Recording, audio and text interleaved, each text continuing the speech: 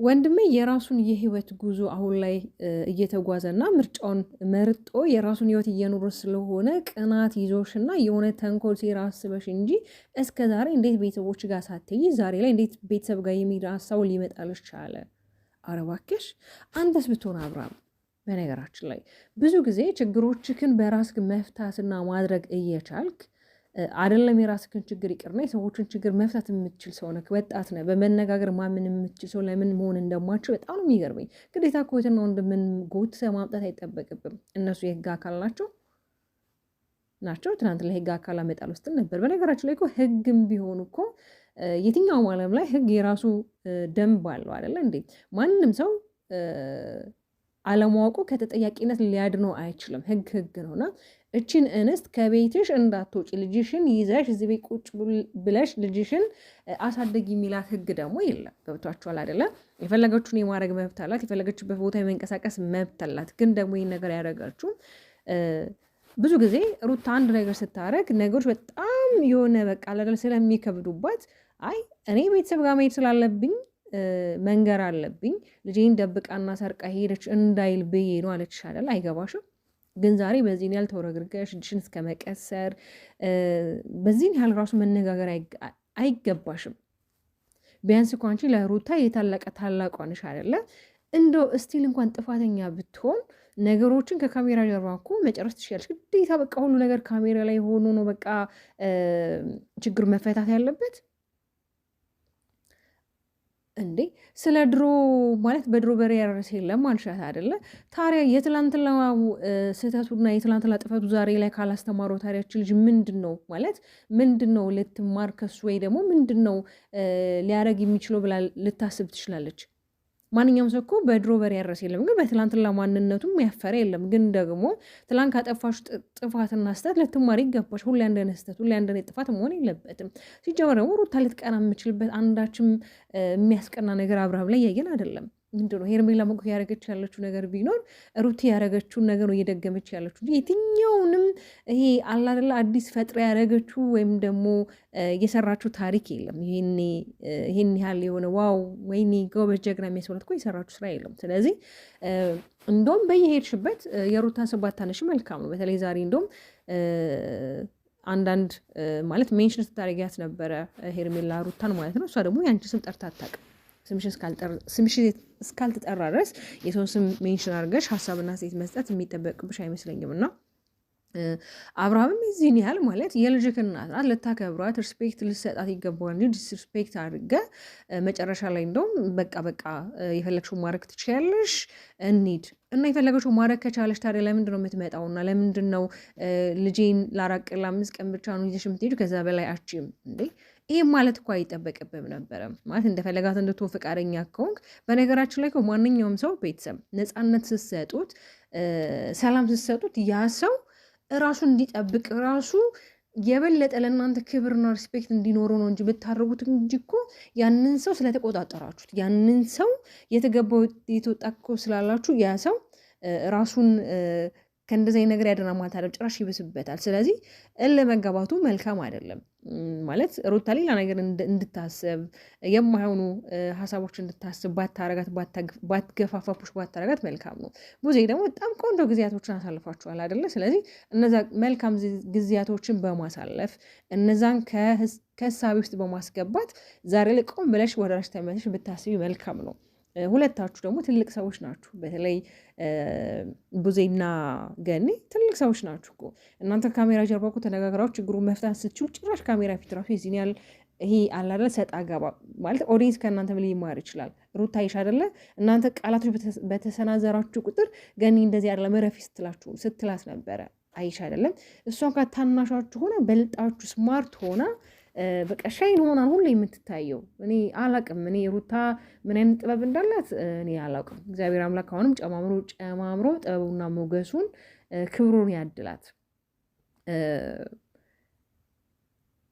እንግዲህ በመጨረሻም ያው ዴቭ ጋር ማለት ዴቭ ደስ ከሚለው ነገር በመነጋገር ማመን የሚችል አይነት ሰው ነው። ሰው ሲጨቃጨቅ ደግሞ በመሀል ወሬ መውራት አይፈልግም እና ነገሮችን ረጋ ብሎ አዳምጦ መመለስ የሚችል አይነት ሰው ነው እና እኔ እናንተ ተግባብተን ማውራት ስለምንችል እስኪ ቁጭ ብለን እናውራ ነው አይደለ ያለችው። ሰው ምንድን ነው የተፈጠረው? እያወሩም እንግዲህ ችግር የለውም አንተ ካልክ ምንም ማለት እኔ አንተ ላስቀየመህ አልፈልግም። በጣም መልካም ወንድሜ ነህ። እኔ እናንተ ብዙ ጊዜ ተነጋግረን መግባባት እንችላለን። እኔ ልጁን ይዤ የሚሄደው ከቤተሰብ ጋር ቆንጆ ጊዜ ለማሳለፍ እኔም በቃ ትንሽ ረፍት ማድረግ እፈልጋለሁ። ከዚህ ከግርግሩ መራቅ እፈልጋለሁ እንጂ እንደውም ምንድን ነበር ስትመኝለት የነበረው ለአብርሃም? መልካም ምኞቷ ስትገልጽለት አልነበረ? ትዝ አይላችሁም? ዛሬ በተለይ በዳኒ ቤት እንግዲህ መልካም ምኞቱን ገልጻለታለች ለአብርሃም የፈለገውን ህይወት የመምረጥ የራሱን ህይወት በፈለገበት መንገድና ሁኔታ መምራት ይችላል። መልካም አዲስ ህይወት ግዴታ ከኔ ጋር እንዲሆን የማስገድረው አንዳችም ነገር የለም። የተቃናና ያማረ ህይወት እንዲኖር ምኞቴ ነው። ልጅ ያገናኘናል። ልጃችን ደግሞ በጋራ የሚያስፈልገውን ነገር ወይም ደግሞ የሚፈለገውን ነገር ሁለታችንም እያደረግን ህይወታችንን ማስቀጠል እንችላለን። እኔም ከልጅ ጋር የራሴን ላይፍ መኖር እችላለሁ ብላለች። ዴቭ እንግዲህ ያው ሁልጊዜ ሩታዬ ትቸኩያለሽ፣ ነገሮችን ለማስተዋል እና ነገሮችን ለማሳለፍ ሞክሪ። አሁን ላይ ተቻኮልሽ ብትሄጂም ምንም ደስ የሚል ነገር አይደለም የተፈጠረ ያለው። ሰሞኑን ልጅሽን ለማስመለስ ብቻ የተለያዩ ሁካታዎች ተፈጥሮ ነበር። ከዛ ደግሞ አልፈን ዛሬ ደግሞ እንደዚህ ነገር መፈጠር አልነበረበትም እና በቃ እባክሽ እህቴ ለእኔ ስትይ ስሚኝና እስኪ ላለመሄድ ሞክሪ ብሏታል። እሷም እግዚአብሔር ይስጣት አክብረው እሺ አልሄድም ያው ማሚዬ ወደዚህ እንድትመጣ አደርጋለሁ። በተለይ ቤተሰብ እየተጨናነቀ ስለሆነ ነው። አሁን ላይ ገኒም ስላለች ያው ብቻዬን አይደለም። ግን ደግሞ አብርሃም እኔን ግቢ ውጭ የሚለኝ ሰው አይደለም። በዚህ ሰዓት ማለት ከአብርሃም ጋር ፍቺ ይፈጽመናል። እነሱ አብረን የምንኖር ሰዎች አይደለንም። እንደፈለገ እኔን ማዘዝ ወይም ደግሞ እኔ እንደፈለኩኝ እሱን ማዘዝ አልችልም፣ መብት የሚለኝ ግን በልጃችን ጉዳይ ግን ማንኛውም ነገር ልናረግ እኔም ዝግጁ ነኝ። እሱም ደግሞ የአባትነቱን ማድረግ ያለበት ነገር አልከለከልኩትኝም። እኔ ወደ ቤተሰብ ጋር ብሄድ ደግሞ መቶ ማየት ይችላል። የዚህን ያህል ጠረፍ ወይም ደግሞ ከሀገር ውጭ አይደለም የሚሄደው እና እዚህ ቅርብ ቦታ ነው እኮ እያለችው ነበር። እውነቷ ነው። አንድ ድራይቭ ማድረግ የሚችል ሰው በተለይ የራሱ መኪና ያለው ሰው በተለይ እግረኛ ያልሆነ ሰው እንግዲህ የትኛውን ቦታ ደርሶ መምጣት ይችላል። ስለዚህ ፈቅዳላለች አይደለ? ለምንድን ነው አንተ ነገሮች እንዲከሩና አዲስ የሆነ ሀሳብና አዲስ የሆነ ነገሮችን ሁሌ መፍጠር ትፈልጋለህ አብርሃም። በተለይ ደግሞ ሶሻል ሚዲያ ላይ መነጋገሪያ መሆን ትፈልጋለህ። ያው ሰዎች ሲነጋገሩብህ ለአንተም ስራ ነው፣ ለአንተም አላደለ እይታ ነው። ያን ነገር የምትፈልጉ ይመስለኛል። ደግሞ ያን ነገር የምታደርገው ሩታን በማስጠቆርና ሩታ ላይ ጫና በመፍጠር ነው። ይሄ ደግሞ ባይሆን መልካም። ለምን ሴት ልጅ ናት፣ ልታከብራት ትንከባከባት ብትችል ከጎኗ ልትቀው የሚገባህ ነበር። የልጅህ እናት እንደመሆኗ መጠን በቃ ባሳለፋችሁት መልካም ጊዜ ባሳለፋችሁት ጥሩ ጊዜያቶች ያንን አስበህ ዛሬ ላይ እንደዚህ መሆን አልነበረበትም። ሄርሜላም እንግዲህ ዛሬ በጣም ከገረመች ነገር እንግዲህ ሲመሰጋግሩ ነበር ከደስታ ጋር። ደስታን ምን ያህል እምነት አለክ በሩታ ላይ? እንዴት አምነካት ነው ፍቅር ልትሰጣት የምትችለው? ማለት ሩታ ማለት ብቻ የሆነ ሜንሽን የምታደርጋቸው ሀሳቦች ነበሩና ደስታን በነገራችሁ ላይ ዛሬ እሷ ማግኘት አልነበረብም። እንደኔ እሷን ሄደ ባታገኛት መልካም ነበረ። ማለት ይሄ ሄዳችሁ እሷን በምታገኟት ሰዓት የሚሰማን ስሜት ምንድን ነው? እንዴት ነው በቃ አላደለ አብርሃምን ከሩታ ጋር ለማድረግ ወይም ደግሞ አብርሃም በቃ ከሄርሜላ ተለይቶ ወይም ደግሞ ሩታ አብርሃምን እንደምትወደው እንደምታፈቅረው አሁንም እንደዚህ አይነት ስሜት ነው እያንጸባረቃችሁ ያላችሁት እና እባካችሁ ሄዳችሁ እሷን ባታናግሯት። ለምን በቃ ምን የምታገኙት ነገር የለም። እሷን ሄዳችሁ አናግራችኋት ምን የምትጠቀሙት ወይም ደግሞ አዲስ የምትፈጥሩት ምንም አይነት ታሪክ የለም። ማግኘት ካለባቸው የጉዳዩ ባለቤት አብርሃም ነው። አብርሃም ነው እሷን የተቀበላት። እሷን እወድሻለሁ አፈቅርሻለሁ ያላት እሱ ነው አይደለ? አፈቅርሻለሁ እወድሻለሁ ማለት ደግሞ ማለት ወደፊት አብረው ይቀጥላሉ አብረው ይኖራሉ ማለት አይደለም። ገብቷቸዋል።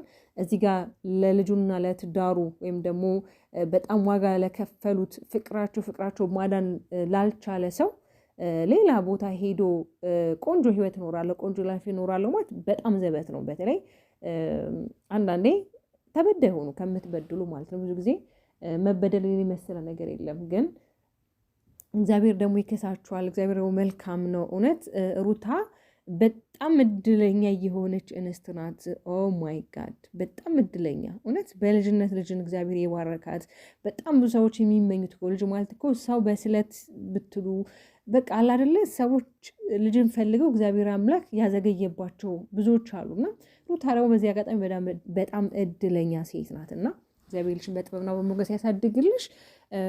በአጠቃላይ ቡዜ እንደውም አብርሃም ወደ እሷ ጋር ይዞሽ እንደሚሄድ ስታቂ ችግሩን ራሽ መፍታት ወይም በስልክ ማውራት ነበር። ለምን አውቃለሁ አሁን ላይ መታችሁ አሁን እዚህ ጋር ምንድን ነው ቡዜ ትክክል ናት ብላችሁ ሀሳብ አስተያየት የምትሰጡ አላችሁ አውቃለሁ። ግን ደግሞ እኔ በራሴ መንገድ የተሰማኝን ሀሳብ የምገልጸው እናንተም በራሳችሁ እይታ ትክክል ናችሁ። ሁላችንም በየራሳችን እይታ ትክክል ነን። ግን ደግሞ አንዳንዴ በራሳችን እይታ ትክክል እንሆንና በሰዎች እይታ ደግሞ ስተት ሆኖ እናገኘዋለን ወይም ድጋሚ እኛም ደግሞ ያ ነገር ስተት እንደሆነ ማለት ልናስተውል እንችላለን ከሆነና ከተፈጠረ በኋላ።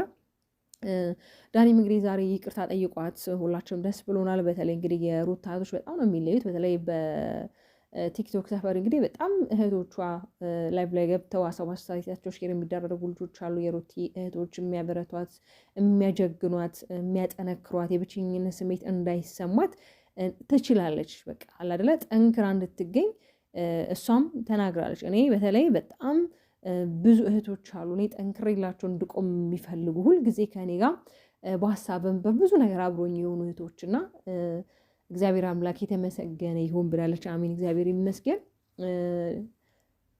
የአብርሃም ነገር እኮ ግራ የሚያጋባው ሁሌ በቃ በተለይ ደግሞ አሁን ዴቭ ወደ ሚዲያው ከመጣ በኋላ እንግዲህ ዴቭንና ቡዜን ይዞ ነው የሚመጣው። ልክ እንደ ፖሊስ ጋርድ ላይክ ፖሊስ ጋርድ አለ አይደለ? የሆነ እንዴት ነው ጋርድ ሆኗችሁ ነገሮችን ለማስተካከል ለማከናወን የሚሆን በቃ የሆነ የምትጠቀሙት ጋርድ አለ አይደለ? ስለዚህ እሱም እነሱ ነው ጋር እየተጠቀመ ያለው እንጂ የህግ አካላት እንዳለው አላመጣም። ህግ ጋር ቢሄድም ያለውን ነገር ያውቃል። ትክክለኛ ሪያሊቲውን ነገር ህግ ጋር ቢሄድም ካለ ፍቃዷ ምንም አይነት ነገር እንድታረግ ህግ አያስገድዳትም። ማለት እንዳልኳችሁ ቅድም ላይ ምናልባት አለማወቅ ከተጠያቂነት ባያድናችሁ፣ ግን ደግሞ መብትና ግዴታም የሚባል ነገር አለ። አንድ ሰው መብቱን ግዴታውን ማወቅ አለበት። ትክክል ያልሆኑንም ትክክል የሆኑንም ሰው ቡታጅራ ነው መኖር የምፈልገው ከቤተሰቦቼ ጋር እኖራለሁ ካለች ምናልባት ቀን ነው የሚሰጠው። በቃ ከዚህ እስከዚህ ቀን ባለው መርጠ ሄደህ ማየት ትችላለህ ነው ላይክ እንደ ካላንደር ማለት ነው። ለምን የተለየ ነገር የምታደርገው ነገር የለም። ሩታም ደግሞ